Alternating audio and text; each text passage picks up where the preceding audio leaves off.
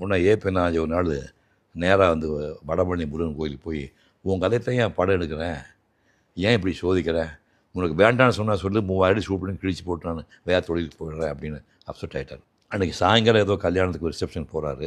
இங்கே ஏவிஎம் செட்டியாரை பார்க்குறாரு. அவர் கேட்டார், எம்மா என்ன ஏபிஎன் அந்த கந்தர்கன படத்திலேயே முடிச்சிட்டியா? இல்லைங்க, அது அந்த சின்ன முருகன் மிடில் முருகனாக ஷூட் பண்ணிட்டேன், கல்யாண முருகனுக்கு தான் ஆளே கிடைக்க மாட்டேங்குது. நாங்கள் இந்த காக்கும் கண்ட படத்தில் ஒரு பையனை அறிமுகப்படுத்தியிருக்கிறோம், நீங்கள் அவனை ட்ரை பண்ணி பாருங்கள் அப்படின்னாங்க. அப்போ நான் வந்து ஜெர்மனியில் வந்து மோட்டார் சுந்தரம் படத்தில் நடிச்சிட்டு இருந்தேன்.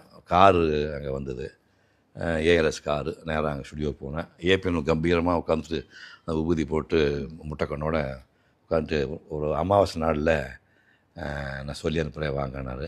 ஒரு அமாவாசை அன்னைக்கு நான் போனேன். சிவாஜியோட மேக்கப் ரங்கசாமி தான் எனக்கு மேக்கப் போட்டார். நல்ல விபூதி பட்டை போட்டாங்க, பொட்டு வச்சாங்க. அப்புறம் நிறைய நகைகள்லாம் போட்டாங்க. பஞ்சக